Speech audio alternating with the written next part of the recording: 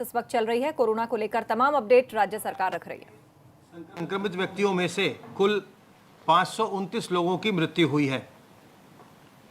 इस समय isolation wards में 6,239 लोगों को रखकर विभिन्न चिकित्सालयों और चिकित्सा महाविद्यालयों में इलाज किया जा रहा है तथा फैसिलिटी क्वारंटाइन में 7,062 लोगों को रखा गया है, जिनके सैंपल लेकर उनके सैंपल की जांच करवाई जा रही है। कल प्रदेश में 14,048 सैंपल्स की जांच की गई और अब तक जो सैंपल्स की जांच की जा चुकी है उसकी संख्या है 5,42,972। पूल टेस्टिंग के अंतर्गत 5-5 सैंपल के 1,571 पूल तथा 10-10 सैंपल के 43 पूल लगाए गए। आरोग्य सेतु ऐप के जो अलर्ट्स जनरेट हुए हैं उनमें से 87,482 लोगों को स्टेट हेडक्वार्टर से फ़ोन करके सावधान किया गया है। आशा वर्कर्स ने अब तक 17,75,951 माइग्रेंट वर्कर्स को ट्रैक किया है, उनके घर जाकर उनका हालचाल पूछा है एवं जिनमें लक्षण पाए गए हैं वैसी संख्या उन्होंने 1,567 पाया है। इन सभी लोगों के सैंपल्स लेकर उनकी जांच करवाई जा रही है। ये हमारा कार्य लगातार चल रहा है। सर्वेलेंस के अंतर्गत अब तक 1,30,594 टीम दिवस के माध्यम से 97,33,508 घरों को सर्वेलेंस में लिया गया, जिसमें 4,96,85,930 लोग रहते हैं। आपको हमने कल अर्बन स्लम्स के बारे में बताया था कि जो हमने टारगेटेड सैम्पलिंग शुरू की है। पहले हमने आपको जहां माइग्रेंट्स आए थे उन गांवों के बारे में बताया था। कल आपको हमने अर्बन स्लम्स के बारे में बताया था। आज हमने जो डेटा कंपाइल किया है वो ओल्ड एज होम और जो अनाथालय या बाल सुधार गृह हैं उनका हमने डेटा कंपाइल किया। इनके भी सैम्पलिंग प्रदेश में की गई थी, पूरे प्रदेश में। तो ओल्ड एज होम में प्रदेश के 75 में से 3 जिलों में पॉजिटिव केसेस प्राप्त हुए हैं, सुल्तानपुर, कुशीनगर और जालौन। बाकी 72 जनपदों में कोई भी किसी भी ओल्ड एज होम में कोई संक्रमण नहीं मिला और तत्काल इन जिलों को सतर्क किया गया है कि वो अपने ओल्ड एज होम में बाकी लोगों का भी सैंपल करवा लें, टेस्ट करवा लें और तत्काल उन्हें अस्पताल में ले जा कर के उनकी चिकित्सा कर ली जाए। क्योंकि ये हमने इसलिए करवाया था क्योंकि जो ओल्ड एज के लोग हैं वो वल्नरेबल होते हैं और अगर उनमें जो इन्फेक्शन है अगर उसको सही समय पर उसका इलाज न किया जाए तो उसमें जटिलता आ सकती है। इसीलिए ये रैंडम टेस्टिंग करवाई गई थी और रैंडम टेस्टिंग में जो ये केस निकल के आए 3 जिलों में, तो तत्काल वहाँ ओल्ड एज होम में सभी जो उसके इनमेट हैं, सभी जो रहने वाले हैं, निवासी हैं, सबों का सैंपलिंग करवा करके और जिनमें भी संक्रमण है उनका इलाज प्रारंभ करवा दिया गया है। इसी प्रकार से जो बाल गृह हैं या बाल सुधार गृह हैं, बालिका संरक्षण गृह हैं, इनमें भी हमने पूरे प्रदेश में सैंपलिंग करवाई थी रैंडम और उसमें हमें 2 जनपदों में, बाकी 73 में हमें कुछ नहीं मिला, 2 जनपदों में संक्रमण की बात आई है, एक मेरठ में और एक कानपुर नगर में। और उसके पश्चात जो बाकी वहाँ के जितने भी इनमेट्स हैं, जितने भी बच्चे वहाँ रहते हैं, उन सब की टेस्टिंग करवाई जा रही है और जिसमें भी संक्रमण होगा सभी लोगों का इलाज चिकित्सालय में करवाया जाएगा। इन सभी जनपदों में जिलाधिकारियों को और विभागों को ये सतर्क किया गया है कि जो ऐसी जगहें हैं जहाँ की लोग बड़ी संख्या में रहते हैं और जो वल्नरेबल ग्रुप है उसमें ये ध्यान देना बहुत ज़रूरी है कि जो भी कर्मचारी है वो वहीं निवास करे, किसी भी हॉटस्पॉट एरिया से ना आए जाए। क्योंकि इनके जो छोटे बच्चे हैं जो अनाथालय में हैं या राजकीय सुधार गृह में हैं, इनका परिवार इनके साथ नहीं है, तो ये स्टेट की जिम्मेदारी है कि उनके गार्जियन की तरह उनका देखभाल किया जाए। और इसी क्रम में उनके सैंपलिंग करवाई गई थी और उनके जो भी प्रबंधन है उनको ये सतर्क किया गया है कि आप पूरी तरह सचेत रहें। वहाँ पर जो भी बचाव के उपाय हैं उनको कारगर तरीके से आप प्रयोग में लाएं और सबों को समझाएं, बताएं, बच्चों को भी बताएं, जो वृद्ध लोग हैं उनको भी बताएं कि किस प्रकार से अपना बचाव करना है। वहाँ के कर्मचारियों को भी उस पर पूरा ध्यान रखना है। कल हम लोगों ने एक नया शासनादेश जारी किया है। जो डिस्चार्ज पॉलिसी है उसमें थोड़ा संशोधन किया गया है। आईसीएमआर की जो डिस्चार्ज पॉलिसी थी भारत सरकार की, उसके अनुसार अब जो एसिम्टोमेटिक केसेस हैं उनको 10 दिन के पश्चात अब उनको उनकी बिना टेस्टिंग कराए हुए उन्हें घर भेज दिया जाएगा और उसके बाद उन्हें 7 दिवस तक अपने घर में होम क्वारंटाइन में रखना होगा। जो एसिम्टोमेटिक केस हैं उसमें ये तकनीकी रूप से ये बात सामने आई है कि वो 10 दिवस के बाद वो दूसरों को इन्फेक्ट नहीं करते। जो सिम्टोमेटिक केस होते हैं उनको अभी भी हम टेस्ट करवा के जब वो निगेटिव होंगे तभी उनको हम अपने जो हम जहां आइसोलेट करेंगे, जो अस्पताल में या चिकित्सा महाविद्यालय में, तभी उनको छोड़ा जाएगा। लेकिन जो बिल्कुल एसिम्टोमेटिक केस हैं, अगर वो 10 दिन से उनमें कोई लक्षण नहीं है तो 10वें दिन पर उनको वहाँ से डिस्चार्ज कर दिया जाएगा और उनको जब वो घर जाएंगे तो उनको 1 सप्ताह तक होम क्वारंटाइन में रहना होगा।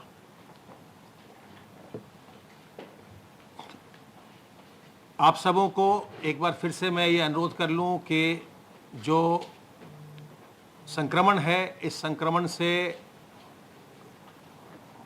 कोई अभी इसकी कोई न तो वैक्सीन है और न ही इसकी कोई खास दवा है। लक्षणों के आधार पर इसका उपचार होता है। इसलिए सबसे ज़रूरी है कि हम सतर्क रहकर, सचेत रहकर अपना बचाव करें। लॉकडाउन खुला है, संक्रमण बंद नहीं हुआ है, संक्रमण अभी जारी है और संक्रमण के मामले हम देख रहे हैं कि अधिक संख्या में आ रहे हैं, क्योंकि लोगों में आपस में गतिविधियां के बढ़ने के कारण मिलना जुलना बढ़ गया है। ऐसे में बहुत ज़रूरी है कि हम सतर्क रहें, दूसरों को भी सतर्क रखें, खुद भी बचें, दूसरों को भी बचाएं। और इसके लिए अपने हाथ को साबुन पानी से बार बार धोते रहिए ताकि हाथ में वायरस न रहे। अपने मुंह और नाक को मास्क से, रुमाल से, गमछे से, दुपट्टे से ढक कर रखिए और कहीं भी जाइए सोशल डिस्टेंसिंग मेंटेन करिए। 2 गज की दूरी बचाव के लिए ज़रूरी।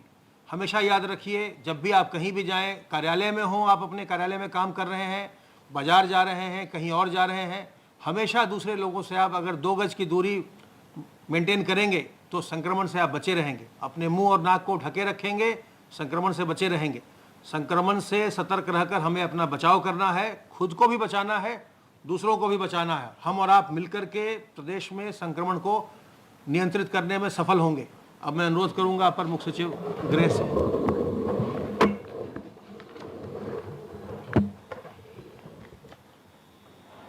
माननीय मुख्यमंत्री जी ने आज टीम 11 की बैठक आदरणीय प्रधानमंत्री जी के कार्यक्रम के पहले ली। माननीय मुख्यमंत्री जी ने विशेष रूप से एनसीआर के क्षेत्र में जो एक बेहतर कार्य योजना बनाने की बात है उस पर बल दिया। एनसीआर के क्षेत्र में लॉकडाउन के क्षेत्रों को, कंटेनमेंट क्षेत्रों का पूरा प्लानिंग और उसका एग्जीक्यूशन, लॉकडाउन से बाहर वहाँ का जो है मास्क लगाना, वहाँ पर सोशल डिस्टेंसिंग इंश्योर करना, वहाँ पर संस्थाओं में, कार्यालयों में, आवासीय सोसाइटीज़ में प्रॉपर व्यवस्था करना, इस पर समीक्षा।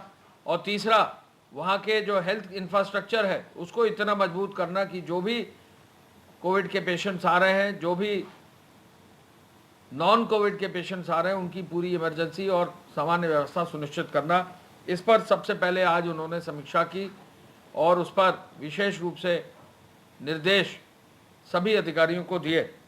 मुख्यमंत्री जी ने निगरानी समितियों को सर्वेलेंस की व्यवस्था को और मजबूत करने का निर्देश दिया और ये कहा कि 1 लाख की संख्या में जो निगरानी समिति हैं उनको तैयार किया जाए और उनको और सुदृढ़ और मजबूत किया जाए। इस कार्य के लिए स्वास्थ्य विभाग, चिकित्सा शिक्षा विभाग, जिला प्रशासन, पंचायती राज विभाग और अन्य सभी विभागों को जोड़कर सर्वेलेंस सिस्टम को मजबूत करने का भी निर्देश उन्होंने दिया। रैंडम चेकिंग हमारे प्रदेश में शुरू हुई है। माननीय उच्च न्यायालय ने भी रैंडम चेकिंग पर विशेष रूप से बल देते हुए प्रदेश सरकार के कार्यों की जो है तारीफ भी की है।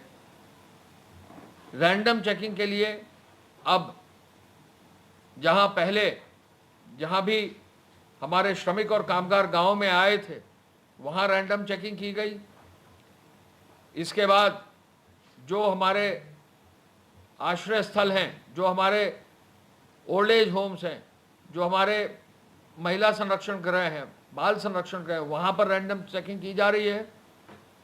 स्लम्स में पूरे प्रदेश में रैंडम चेकिंग स्वास्थ्य विभाग द्वारा की गई है। आगे मंडियों में और ऐसे स्थानों पे जो वल्नरेबल एरियाज हैं वहाँ पर रैंडम चेकिंग की जा रही है। मुख्यमंत्री जी ने आदेश दिया है कि पूरे प्रदेश में रैंडम चेकिंग की व्यवस्था मजबूती से की जाए। और इस रैंडम चेकिंग में एक नई विधि भी आई है जो ICMR ने जारी की है। इस नई विधि को भी चेकिंग का पार्ट बनाकर मेडिकल एजुकेशन डिपार्टमेंट और मेडिकल डिपार्टमेंट को उसको आगे बढ़ाया जाए। मुख्यमंत्री जी ने अस्पतालों को प्राथमिकता पर लेने के लिए और वहाँ कोविड हेल्प डेस्क बनाने का निर्देश दिया है। स्वास्थ्य विभाग ने हर CHC, PHC, अस्पताल और मेडिकल एजुकेशन ने भी अपने यहाँ कोविड हेल्प डेस्क बनाने का निर्देश दिया है। इन कोविड हेल्प डेस्क पर सुबह 8 बजे से रात्रि 8 बजे तक स्टाफ लगाया जाएगा। पल्स ऑक्सीमीटर, इंफ्रारेड थर्मोमीटर, बाकी और जो निगरानी के लिए आवश्यक है, प्राइमा फेसाई फर्स्ट इंफॉर्मेशन देने के लिए आवश्यक है, ऐसी व्यवस्था हेल्प डेस्क पर की जाएगी। और इसकी समीक्षा करने का निर्देश दिया गया है कि कमिश्नर्स और जिलाधिकारी प्रत्येक जनपद में हेल्थ के जो इंफ्रास्ट्रक्चर उनके साथ कोविड हेल्प डेस्क बनाए। राजस्व विभाग ने भी अपनी तहसील पर और सभी राजस्व के जहाँ महत्वपूर्ण कार्यालय वहाँ पर भी हेल्प डेस्क बनाने का निर्देश दे दिया है। इसी तरह से समस्त जनपद में कोविड हेल्प डेस्क बनाकर लोगों को कोविड की बारे में जानकारी और उनको प्राथमिक रूप से जो है सहयोग देने के लिए ये कार्रवाई की जा रही है। यहाँ सैनिटाइज़र भी रखा जाएगा और पल्स ऑक्सीमीटर जब यूज़ किया जाएगा तो पल्स ऑक्सीमीटर को एक बार यूज़ करने के बाद सैनिटाइज करके उसको फिर दूसरे व्यक्ति को लगाया जाएगा। और इंफ्रारेड थर्मोमीटर भी दिया जाएगा जिससे कि तुरंत लक्षण अगर बुखार के हैं तो व्यक्ति को तुरंत सहयोग और सहायता देते हुए हेल्थ विभाग जो है उनकी स्क्रीनिंग कर सकता है। कोरोना से जागरूक करने के लिए मुख्यमंत्री जी ने कहा है कि हर प्रदेश के हर शहर में, कस्बे में, प्रमुख स्थानों पर लाउडस्पीकर लगाकर निरंतर कोरोना के बारे में लोगों को जागरूक किया जाए। ये निर्देश जो है दिए हैं मुख्यमंत्री जी ने जिलाधिकारियों को, कमिश्नर को। ये भी जो है जल्दी ही इनकी समीक्षा की जा रही है। जो संरक्षण गृह है उनके लोगों को सुरक्षित रखने के लिए निर्देश दिए गए हैं। PAC में संक्रमण न हो इसके लिए भी ADG PAC और DGP साहब को और सभी पुलिस के अधिकारियों को निर्देश दिया है कि PAC में भी संक्रमण की व्यवस्था देखी जाए और कहीं भी संक्रमण न हो। उनके जहाँ भी क्वार्टर्स है वो प्रॉपर हो, बाथरूम्स, टॉयलेट साफ हो, जिससे कि कहीं भी फोर्स में कोई संक्रमण की स्थिति न बने। इस बात पर भी बल दिया गया है कि जहाँ भी अनलॉक के इस माहौल में जहाँ भी भीड़ कहीं इकट्ठा होने की संभावना है तो वहाँ भीड़ ना हो, पेट्रोलिंग की जाए और कंटेनमेंट जोन में डोर स्टेप डिलीवरी सुनिश्चित की जाए। खाद्यान्न वितरण का अभियान आज से शुरू किया गया है। पर्याप्त मात्रा में खाद्यान्न जो है उपलब्ध है। FCI के माध्यम से जो है हर प्रत्येक जिला के खाद्यान्न कोटे की दुकानों में पर्याप्त प्रचुर मात्रा में खाद्यान्न की व्यवस्था की गई है। और 5 बार सक्सेसफुली खाद्यान्न के वितरण के बाद पुनः 6ठी बार खाद्यान्न का वितरण आज से चालू कर दिया गया है। मुख्यमंत्री जी आज आदरणीय प्रधानमंत्री जी के द्वारा उन्होंने जो उद्घाटन किया कार्यक्रम का, गरीब कल्याण रोजगार अभियान का शुभारंभ करने पर माननीय मुख्यमंत्री जी ने प्रधानमंत्री जी का हार्दिक अभिनंदन किया है। उन्होंने इस अभियान के 31 जनपदों को चयनित किए जाने पर आदरणीय प्रधानमंत्री जी के प्रति अपना आभार व्यक्त किया है। माननीय मुख्यमंत्री जी ने पूरे प्रदेश में गरीब कल्याण व ग्रामीण विकास के नए आधार देने के लिए आदरणीय प्रधानमंत्री जी की पहल पर संचालित किए जा रहे इस अभियान में गाँव में आजीविका के अवसर को बढ़ाने के लिए योगदान देने के लिए विशेष रूप से पुनः आभार व्यक्त किया है। उन्होंने ये कहा है कि उत्तर प्रदेश सरकार आदरणीय प्रधानमंत्री जी की आकांक्षाओं तथा अपेक्षाओं के अनुरूप गरीब कल्याण रोजगार कार्यक्रम को अभियान को संचालित करके इसका लाभ जन जन तक पहुंचाने के लिए कृत संकल्पित है। आप सबको ज्ञात है कि श्रमिकों और गांव में आए लोगों के लिए सशक्त बनाने के लिए पूरे देश के 6 राज्यों में 116 गांव जो है चयनित किए गए हैं, जहां 125 दिन का अभियान ये संचालित किया जाएगा। इस 116 गांव में हमारे प्रदेश के 31 गांव लिए गए हैं, जो एक अच्छी संख्या है पूरे योजना के अंतर्गत। और इन 31 ग्रामों में ग्राम है सिद्धार्थनगर, प्रयागराज, गोंडा, महाराजगंज, बहराइच, बलरामपुर, जौनपुर, हरदोई, आजमगढ़, बस्ती, गोरखपुर, सुल्तानपुर, कुशीनगर, संत कबीरनगर, बांदा, अंबेडकर नगर, सीतापुर, वाराणसी, गाजीपुर, प्रतापगढ़, रायबरेली, अयोध्या, देवरिया, अमेठी, लखीमपुर खीरी, उन्नाव, श्रावस्ती, फतेहपुर, मिर्ज़ापुर, जालौन एवं कौशाम्बी 31 जनपद हमारे इस पूरे अभियान में जो है भारत सरकार के लिए गए हैं। गरीब कल्याण और रोजगार के लिए कामगारों की रुचि और कौशल के अनुरूप रोजगार और स्वरोजगार की ये योजना है। ग्रामीण सार्वजनिक परिसंपत्तियों के निर्माण के अंतर्गत ग्रामीण सड़क, ग्रामीण आवास, बागवानी, पौधरोपण, जल संरक्षण एवं सिंचाई, आंगनवाड़ी, पंचायत भवन, जल जीवन मिशन के अंतर्गत कुल 25 कार्य इस योजना में संचालित किए जाएंगे। इस अभियान के संचालन में रोजगार की तुरंत आवश्यकता वाले कामगारों को विभिन्न कार्य क्षेत्रों में रोजगार के अवसर मिलेंगे। और मुख्यमंत्री जी ने कहा है कि अपने ही गांव में उनको जीविकार्जन की विभिन्न गतिविधियों के लिए प्रोत्साहित भी किया जाएगा। ये मुख्यमंत्री जी ने इस कार्यक्रम के बाद किया है और हम प्रदेश की तरफ से मुख्यमंत्री जी ने कहा है कि हम पूरी तैयारी में हैं। अपने जो श्रमिक और कामगार आए हैं उनके लिए ये विशेष जो योजना है, इसके अच्छे से अच्छा कार्य करके इस 125 दिन के अभियान को सफल और लोगों के लिए लाभकारी सुनिश्चित कराएंगे।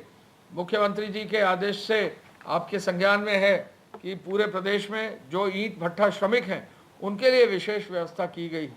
आपको मालूम है कि ईंट भट्ठा श्रमिक जो है इस समय तक बरसात आने पर जो है उनको अपने प्रदेश जो बाहर के हैं जाना होता है।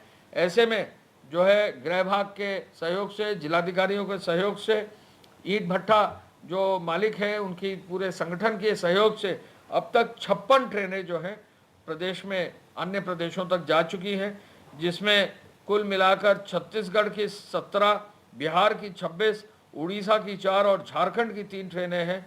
कुल मिलाकर 56 ट्रेनें जो हैं ये हो जाती हैं। और इसके अलावा आज जो है एक ट्रेन छत्तीसगढ़ जा रही है, आज 4 ट्रेनें बिहार जा रही हैं